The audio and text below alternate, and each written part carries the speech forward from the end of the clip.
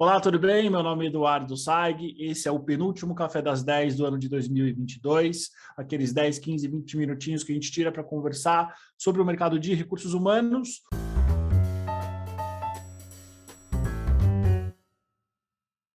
Hoje, conforme a gente fez ano passado, vamos fazer uma retrospectiva das posições do mercado de RH e para isso trouxe Renata Saltero, minha consultora, braço direito e esquerdo, trabalha comigo todos os dias na Elliott. Rê, tudo bem? Como é que você está? Olá, Edu, olá a todos. Prazer estar aqui de novo e nesse tema importante agora de fazer uma retrospectiva, né, sobre esse ano tão intenso. Exatamente. Vamos lá, Rê, vamos começar. Rê, para você, quais foram as percepções do mercado de recursos humanos desse ano de 2021? Como foi para você o mercado? Bom, como eu já disse, né, acabei de dizer, acho que se tem uma palavra que resume 2021 é intensidade, né? Como nós previmos o ano passado, né, na nossa última retrospectiva, nós esperávamos que fosse um ano melhor, né, que as coisas começassem a voltar, a economia reaquecendo e realmente foi o que aconteceu, né? Então, foi um ano muito agitado, com muitas posições, principalmente para RH, muitas movimentações. Isso foi muito positivo. Eu tive não só a mesma percepção, mas a gente sentiu na pele esse mercado realmente quente. E eu acho que o que mais me chamou a atenção foram posições novas e posições de fato que não vieram de demissões ou não vieram de movimentações internas, foram realmente crescimento das empresas. E para mim, pelo menos a percepção que eu tive de mercado durante todo esse ano foi realmente uma consequência da pandemia, que ela forçou as empresas basicamente a adentrarem no mercado da economia digital. E aí tem muita empresa que de fato não só planejou, mas precisou de tempo para implantar as mudanças. Eu acho que essas mudanças ainda elas não estão completas. Provavelmente no primeiro semestre do ano que vem a gente deve sentir ainda esse leve aquecimento, porque de fato todas as empresas de todos os setores, se não estão migrando totalmente para um mercado digital, pelo menos estão ali no meio termo. E eu acho que todas as áreas sentiram, e principalmente a nossa, né? Com certeza. E tem um ponto bem interessante do que a gente observa 2020, como era um cenário muito ainda nebuloso, a gente não tinha vacina, né? Tudo era muito incerto. Nós vivemos uma juniorização de algumas posições no mercado, o que em 2021 a gente já vê o oposto, né? Nós estamos trabalhando níveis mais altos de posições. Exatamente. Eu senti isso, foi basicamente o mesmo cenário entre 2015 e 2016, que o Brasil teve uma crise econômica grave. Grande parte das empresas se fizeram exatamente o que elas fizeram esse ano em 2015 e 2016. No momento de insegurança, elas acabam optando por soluções eventualmente mais baratas para conduzir o que eles chamam de dia a dia, as atividades operacionais. Só que, diferentemente desse período passado, de 2020 para 2021, a gente conseguiu ter uma visibilidade dessa crise muito mais rápido. E eu acho que a gente teve uma juniorização, foi muito menor, muito menos impactante, e agora é exatamente o que você disse. A gente está tendo, talvez não uma seniorização, que eu acho que não é o termo mais correto, mas as empresas estão optando por perfis que já chegam com uma solução pronta ou muito próximo disso, né? Que já comecem rodando e continuando e trazendo soluções novas, né? Um Exatamente. olhar já mais estratégico, né? Que é o que precisa para que a economia continue rodando, né? Exatamente. E Rê, dentro do que você trabalhou esse ano, quais foram as áreas mais demandadas pelas empresas? Eu não sei se faz sentido a gente colocar nível e nem talvez cargo, porque eu acho que isso varia demais, mas dentro dos principais subsistemas de recursos humanos, o que você viu esse ano? Eu acho que quando você fala de nível e cargo, já é um pouco disso que a gente trouxe, né? Já a gente trazendo níveis maiores. Então, em termos de áreas, né? Eu acho que talent acquisition, sem dúvida nenhuma, foi uma das áreas. Eternamente. Eu acho que desde 2019 a gente vê essa busca por talent. Antes de 2020 era um talent não tão especializado, mas de 2020 para cá, Tech Recruiter com certeza deve estar entre as 10 áreas e as 10 posições mais divulgadas, com certeza. Que é uma tendência, né, que vai continuar nos próximos anos, sem dúvida, né? E aí só um ganchinho ali para esse tipo de, né, para esses profissionais, eles precisam se especializar cada vez mais, eles precisam desenvolver um olhar mais estratégico dentro da área de tecnologia. Né? Isso vai ser super importante. Além de talent, a gente tem o business partner também com o Voltando, papel né? Voltando com força, o business partner, para quem não é do mercado, foi uma posição bastante demandada até 2017, 2018. Desde então, foi uma posição, foi uma atuação que veio perdendo força e agora ele volta com força total. Tanto que, para esse nosso programa, que é a retrospectiva, é uma posição que foi muito demandada, e no nosso próximo programa, que é a nossa previsão, projeções, eu ainda coloco como uma das posições que ainda vai continuar tendo destaque e vai continuar sendo cada vez mais procurado e desejado pelas empresas.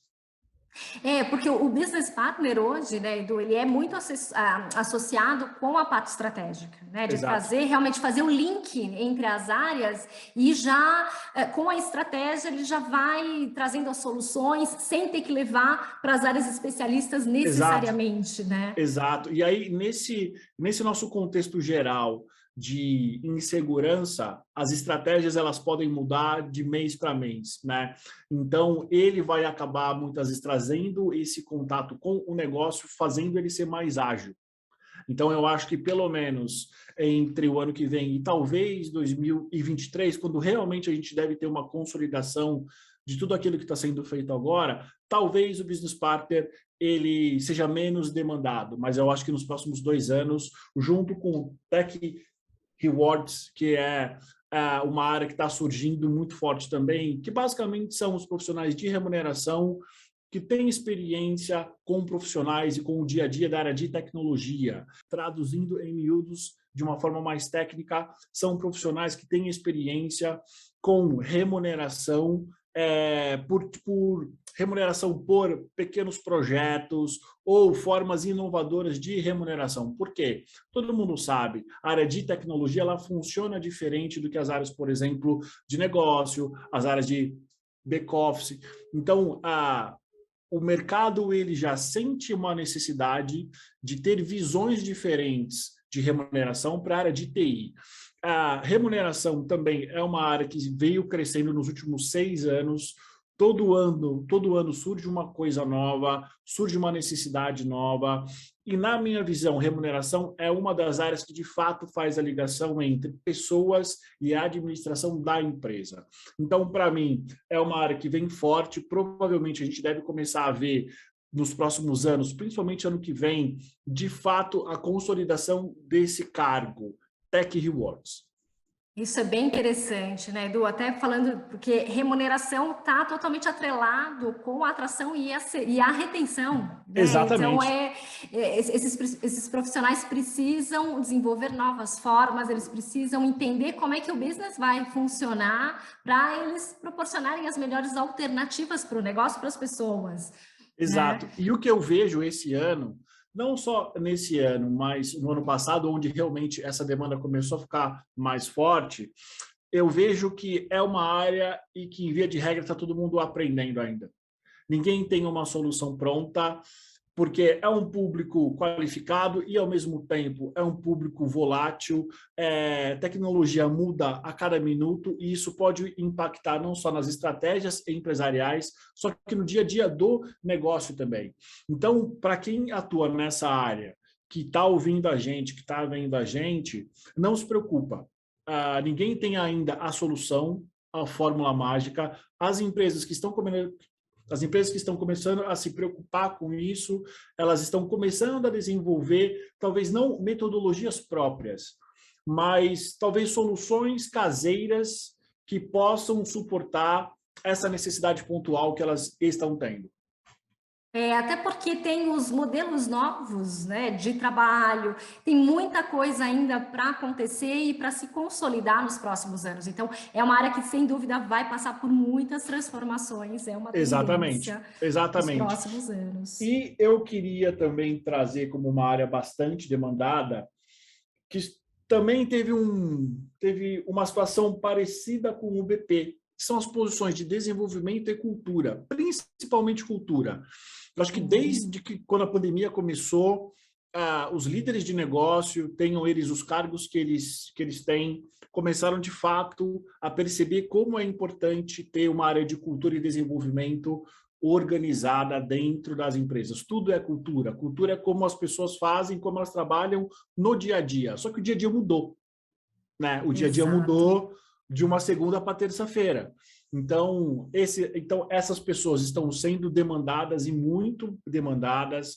Eu acho que não só a questão da cultura, mas as ferramentas de desenvolvimento. Porque antigamente tudo era feito presencial e hoje, basicamente, tudo é feito online, né? Então, existe uma ligação muito forte entre essas duas áreas, cultura e desenvolvimento, com tecnologias diversas, ferramentas. Então, eu acho que também, assim como o Tech Rewards e Tech Recruiter, ainda vão ser as áreas que, para o ano que vem, serão bastante demandadas, como foram esse ano. Eu concordo, Edu, concordo, porque são essas mudanças e muitas empresas estão entendendo ou se transformando, né? Elas estão desenvolvendo, às vezes, uma cultura nova, elas estão mudando seus posicionamentos no mercado, então tudo isso tem a ver com a área de cultura. Exatamente. Aí é super importante para os profissionais que estão acompanhando a gente, eles tentarem entender que o RH ele anda de mãos dadas com a situação econômica do país e com o negócio. Eu acho que cada vez mais a gente vai ter menos práticas consolidadas de recursos humanos e mais práticas voláteis que vão acompanhando esse dia a dia, né? Para a gente terminar esse nosso vídeo da retrospectiva do que foi esse ano, tiveram comportamentos de candidatos que te chamaram a atenção em linhas gerais? Eu tenho um que para mim ficou bastante latente, que foram candidatos que eles não entenderam de que talvez as empresas não ficariam no modelo home office para sempre.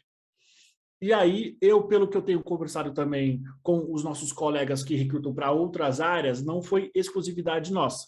Mas eu falo daquilo que eu vi, né? Não só daquilo que eu vi, como também daquilo que eu ouvi também.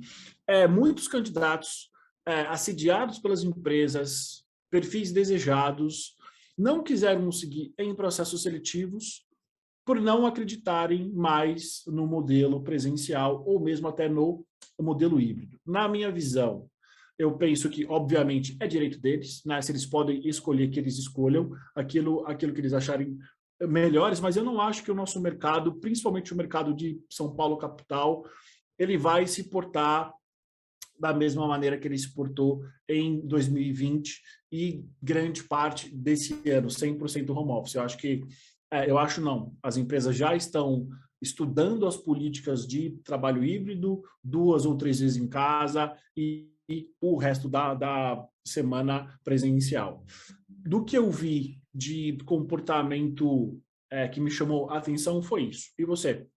Esse também, eu vivenciei essa situação em alguns processos, sim, esse ano, e principalmente porque as pessoas, elas ganharam, de alguma forma, um pouco mais de qualidade de vida, né? Ou ficaram mais próximas da família, que isso foi importante, né, numa pandemia, onde muita gente foi embora, né? Então, essa proximidade com a família é algo que tem um valor muito grande para as pessoas nesse A momento. reconexão, Então, né? Elas se reconectaram. exato. Exato, então isso é reflexo, então as empresas precisam ter um olhar especial para isso. Claro, existem aquelas que realmente o negócio demanda que esteja 100% presencial, mas aquelas que não, é um ponto de atenção para elas se abrirem para outras oportunidades e aí estruturarem isso de uma maneira que funcione tanto para o negócio quanto para as pessoas, né? As pessoas são estratégicas para o negócio. Então, isso é um ponto interessante. E aí, um outro ponto, falando dos candidatos ainda, me chamou muita atenção, Edu, porque ainda existe uma forma, né? Às vezes os candidatos ainda não sabem se portar numa entrevista por vídeo. Né? Então, assim, olhando o nosso contexto, que você não tem mais que fazer um deslocamento para ir até o escritório da empresa para fazer a entrevista, o online, ele substituiu, pelo menos por enquanto, esse contato presencial. Então, a entrevista por vídeo, ela acontece da mesma forma como se fosse presencial. Exatamente, então, ela tem o mesmo peso, tem a mesma importância, é uma entrevista, querendo ou não, talvez por mais rápida que ela seja, por mais descontraída, ela tem uma razão de ser. Né? Exato. Então, assim, é importante que os candidatos se preparem desde da conexão da internet, do local. Às vezes pode aparecer um gatinho que pulou na mesa, pode, acontece. Mas assim, acontece, mas assim, crie situações para evitar essas interrupções, né, para que não tire a atenção, porque aquela entrevista pode ser tudo ou nada, né, ali no vídeo. Então, o discurso bem estruturado, a imagem, né, se preparar, toda a postura, tudo isso é fundamental e eu notei muitos processos, muitos candidatos não preparados, né, para o momento da entrevista, né, e principalmente quando você fala com o recrutador, às vezes que é uma consultoria, o candidato ele está sendo mapeado para diversos segmentos, diversas oportunidades, exatamente, e às vezes o candidato não tem essa percepção, então isso é super importante. Eu acho que isso foi mais uma consequência clara de todo esse momento que nós vivemos. A questão da saúde mental provavelmente deve ter um pouco a ver também da gente. Isso foi muito comum ano passado. Eu ouvi muitos relatos das pessoas dizendo que os dias parecem iguais. E muitas vezes as pessoas acabam levando isso para um lado muito extremo de talvez esquecer que existem alguns protocolos sociais que devem ser seguidos, né? Querendo ou não, como eu falei, por mais descontraída, por mais aberta e por mais acolhedora que seja uma entrevista, ela é uma entrevista que tem uma razão protocolar de ser, né? Exatamente. Então, está tudo sendo avaliado. É claro, muitas vezes tem uma criança, tem um filho, tem um parente que abre a porta, que cruza atrás, ou mesmo cruza até na frente, tem o gatinho, tem o vizinho. Esse ano, por exemplo, eu tenho um vizinho meu que ele ficou 6 meses em obra, então eu tive que muitas vezes interromper as entrevistas porque realmente não dava para eu conseguir ouvir e nem para o candidato me ouvir, né? Então, tudo isso a gente foi mudando. O ponto é o que você tem controle, né? Então, Exato. olhe pelo que você tem controle. Eu tô com a campainha, o gatinho pulou, começou a obra lá em cima no vizinho. Acontece. Isso a gente não tem controle, mas o que Exato. depende de você para que você tenha uma atenção, né? Para que o candidato tenha uma atenção especial. Isso faz toda a diferença. Ótimo. Rê, para a gente terminar esse nosso vídeo, como você definiria o ano de 2021 para o RH em uma palavra? Uau! Nossa, me pegou de surpresa, me pegou de surpresa, porque é muito, nossa, foi tanta coisa. Eu acho que nossa, talvez intensidade, mudança, vou botar 2 palavras. Tá. Bom, se eu pudesse, eu acho que foi ressurgimento. Eu acho que eu, como trabalho especificamente com recrutamento e seleção de profissionais de recursos humanos há 7 anos, eu vi muitos altos e baixos, e eu acho que esse ano foi um ano de uma espécie de reconexão com o negócio, mas uma questão muito mais de uma consolidação, talvez. Talvez seria consolidação.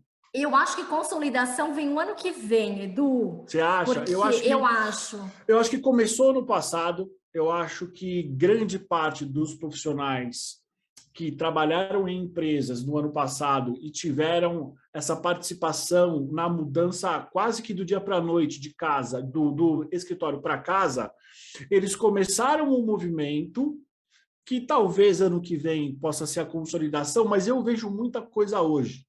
Então, eu fico talvez entre consolidação e talvez uma reconexão. Eu não tenho ainda, para mim ainda está 50-50. Reconexão, de fato, com o negócio. Teve muito líder de negócio que realmente percebeu que o RH é o negócio. As pessoas são o negócio.